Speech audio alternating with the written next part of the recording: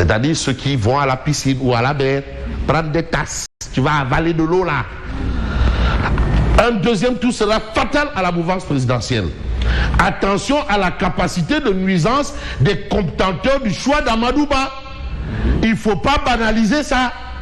Il ne faut pas négliger ça. Est-ce qu'ils ne sont pas plus nombreux, les personnalités ou personnes contre le choix d'Amadou Ba? Attention, parce que jusque-là, on ne voit que de hauts responsables. Mais il y a des bas responsables aussi. Hein.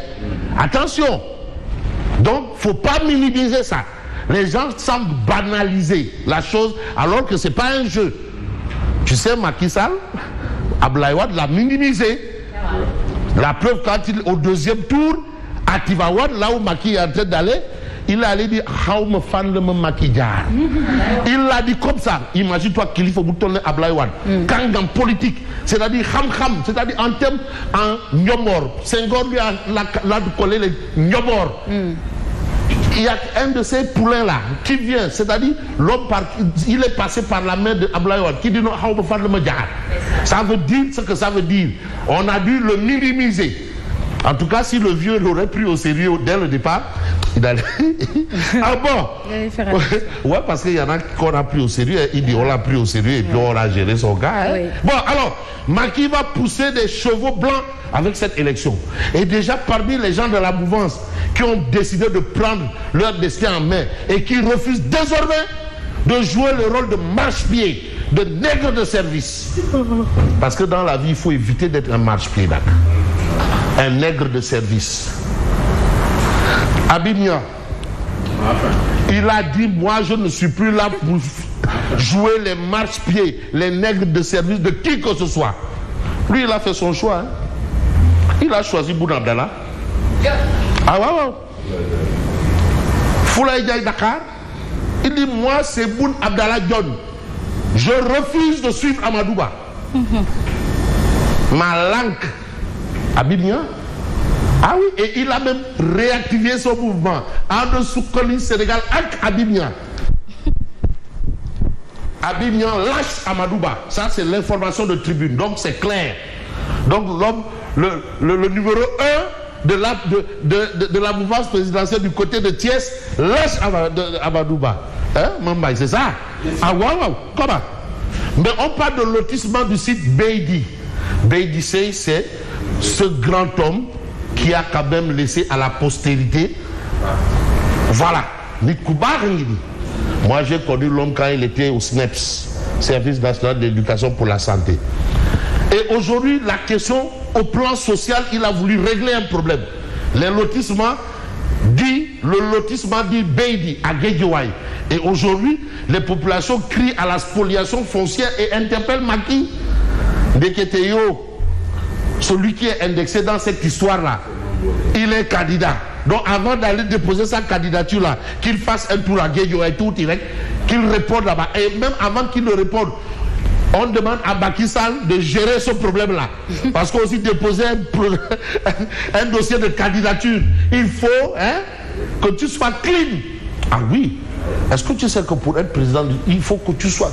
N'ose pas voler un poulet. Guinarek. Ah oui, on peut... Non, tu dois être clean. Voilà, parce que être président du Sénégal, c'est tellement compliqué. Il faut être clean. Alors, vous avez cette situation. Mais... Ah, il a été...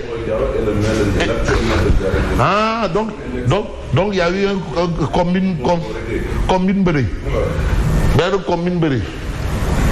Donc, monsieur le maire de Ndiarem Nimamoulaye et monsieur l'ancien directeur des domaines, futur candidat, vous êtes interpellés. Voilà. Alors, après le conseil interministériel sur l'éducation, on en revient. Un grand conseil interministériel. On a vu le Premier ministre, on a vu le ministre de l'Enseignement supérieur, on a vu le ministre de l'Éducation nationale. On a vu aussi le diagnostic. Et espérons que tout le diagnostic là, maintenant si on remet l'argent là, que l'argent qu'il n'y ait pas un détournement d'objectif. Parce que, c'est-à-dire tous les ministères là, il faut qu'on surveille. Parce que comme on va en campagne là, on doit tout surveiller. Alors, les syndicalistes contre-attaquent et descendent le gouvernement. En tout cas, le ministre a fait jouer sa partition. Il a dit voilà l'état des lieux. Les établissements, nombre d'établissements où il n'y a pas de... Nombre d'établissements où il n'y a pas de...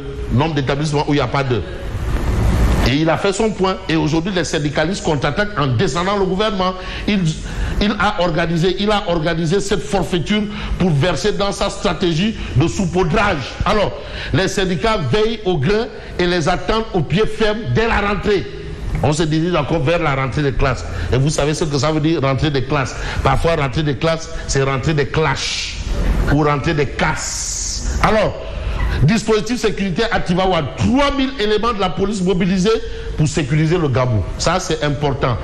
Vous avez aussi prise en charge des préoccupations des collectivités territoriales. Très intéressant. Les élus du département de Mbour mettent en place le RADEL, c'est-à-dire pour réfléchir sur tout. Quand même, un maire qui ne perçoit que 300 000 francs, c'est le salaire des maires. 300 000 tchoundoum.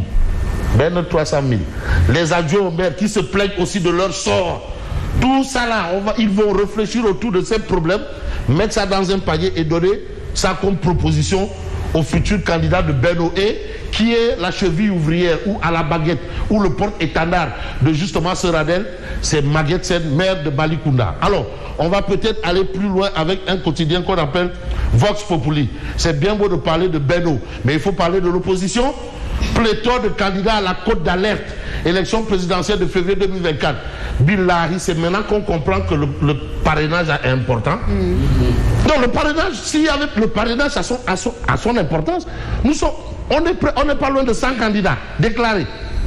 Et je crois qu'en plus du parrainage, il faut mettre le marrainage. Parce que là, non, il faut augmenter le marrainage. Parce que le parrainage ne suffirait pas. Il faut mettre le marrainage. Ah oui, parce que Nidiaï, bon, Barde, mais Nidiaï et Badjen aussi, il faut qu'on mette les deux. Parrainage, moi, Nidiaï. Marrainage, moi, Badjen. Il faut dire, on doit augmenter la Badjen aussi. Parce que là, à cette... Qu'est-ce que je raconte? Bon, pléthore de candidats à la cote d'alerte. Ah oui, parrainage ne suffit plus. Hein? Il faut le marrainage. On va augmenter le marrainage. Alors, ce qui fait courir tout le monde, les causes profondes d'un désordre électoral passé à la loupe d'experts. Quand Baïdi a un patronat sénégalais, se désolait que même les gens qui devraient gérer les boutiques sont candidats. Tout le monde veut être candidat. Tout le monde. Même les gérants de boutiques, gérants de télécentres. Tout le monde. Ah ben tout le monde. Donc en plus du parrainage, il faut ajouter le marrainage. Parce que là, vraiment, c'est compliqué. Il faut 2 filtres. Alors, Dr Abdoulaziz Mboued, professeur de droit constitutionnel à l'UABD. Si le système de parti n'était pas en crise, on n'allait pas avoir ce désordre. Parce que en fait, tout part du désordre qu'on a dans les partis politiques. C'est-à-dire, c'est une affaire d'armée mexicaine, et finalement on a aussi une affaire d'armée mexicaine dans les déclarations de candidature. Mais vous avez l'observateur Lobs qui nous dit qu'on se dirige vers une unité autour du candidat de Beno Amadouba. APR, les manœuvres souterraines, donc ça bouge, les manœuvres souterraines. Alors, mais enquête parle du spectre du plan B par rapport à Pastef et Patriotes. Qu'on le veuille pas, c'est une question qui s'impose ou qui s'imposerait. Présidentielle 2024, ex-Pastef, le spectre du plan B. Et aujourd'hui, malgré le refus de tomber dans le piège du candidat de substitution, la question s'impose de plus en plus. Il faut poser le débat. Et dans ce débat-là, apparemment, dans l'optique d'un plan B, Guy Marius Sagna a pris de l'avance. Parce que lui, il bouge. Oui, il est en France. Il est en France, il fait des tournées. Dans l'optique d'un plan B, en tout cas, il a pris de l'avance. Ça ne veut pas dire qu'il est dans une logique. Mais dans l'optique, pas dans la logique, dans l'optique d'un plan B, il a pris de l'avance. Mais il y a la réaction de l'honorable député Cheikh Thioro Mbacké. Pour lui, c'est Ousmane Sonko ou rien. Ousmane Sonko ou rien. Notre seul candidat, c'est Ousmane Sonko. Mais le problème dans tout ça, pour Cheikh Thioro Mbacké, c'est l'information du quotidien. Parce que le quotidien nous dit que Sawai, le candidat de Cheikh Thioro Mbacké, des pastéfiens, bon teint, qui vous disent que non, c'est Sonko ou rien. Mais Sonko a été rayé des listes électorales. Et l'information est du quotidien, le quotidien. Et le quotidien parle d'Ousmane Sonko sonkorisé. Vous avez la sonkorisation des terrains de football, la sonkorisation des espaces publics. L'honorable député ancien honorable député Abdou Saleh, qui a été adjoint de Doudou Wade, et qui dit que finalement on va interdire toutes les manifestations. Parce que où tu tournerais Sonko, il dit non, tout est sonkorisé, mais en réalité c'est Sonko lui-même qui a été sonkorisé. Réel des listes électorales, Ousmane sonkorisé. La notification a été déposée le 20 septembre à la mairie du Plateau. Donc, la notification de Sonko réel des listes électorales, donc Sonko n'est plus électeur. Donc, il n'est plus éligible. Donc, c'est ça, quand on t'a réel des listes électorales, c'est que tu n'es plus éligible, tu n'es pas électeur, tu n'es pas éligible. Parce que pour être éligible, il faut être électeur. Voilà. Donc, on est passé de Karim Wade à Sonko. La notification a été déposée le 20 septembre à la mairie de Plateau. C'est l'information du quotidien, le quotidien. Mais pourquoi le cas seul candidat Sonko ou rien, comment vont-ils faire face c'est à eux de savoir, peut-être ils vont, je ne sais pas. Qu'est-ce qu'ils vont faire? C'est ce que disait le PDS. Le PDS disait la même chose. Il disait que non, c'est Karim, le plan A, le plan B, C, B, Z. Ayo. Mais Taraou aussi disait c'est Khalifa, le plan A, B, Z. Mais entre-temps, ces deux-là sont redevenus électeurs, donc éligibles. Et celui qui les a remplacés dans cette salle de classe-là est devenu non-électeur et non-éligible. Non-éligible, donc non-électeur, donc non-éligible. Et l'information est du quotidien, le quotidien. Alors, vous avez Libération, enquête de la DIC sur la gestion des fonds Covid-19. Une mafia au cœur du ministère des Sports. Mamadou Fofana, vous êtes interpellé. Mais il y a... Non, Grial, non, de grâce. Man, je n'ai qu'un seul problème par rapport à tout ce qu'on a eu autour des KP4 et des Loubel et tout ce monde-là. Mais Nyari Scanner, il a disparu à l'aéroport là. Mais les deux scanners là. Mais attends, un scanner c'est comme un camion. Comment deux scanners? Jusqu'à présent, on ne m'a pas encore dit où sont passés les scanners. Mystérieusement. Non, attends, mais vous imaginez c'est quoi un scanner? Scanner. Bracataboum. Attends, vous verrez, les gens sont venus, ils l'ont vu hier. Ils reviennent, ils ne voient plus. On demande aux gendarmes à la sortie, tu l'as pas vu? Il dit non. Personne n'a vu où sont passés les deux scanners qui ont disparu de l'aéroport. Mais aujourd'hui, vous avez une mafia au cœur du ministère des Sports. Face aux enquêteurs Gris Bordeaux et Saher Sek ont confirmé la falsification de leur signature pour fabriquer des décharges en toc. Vous voyez à quel niveau se situe le banditisme au regard des informations de Libération. Ce que le DAG... Non, il a été entendu, non? C'est scandaleux.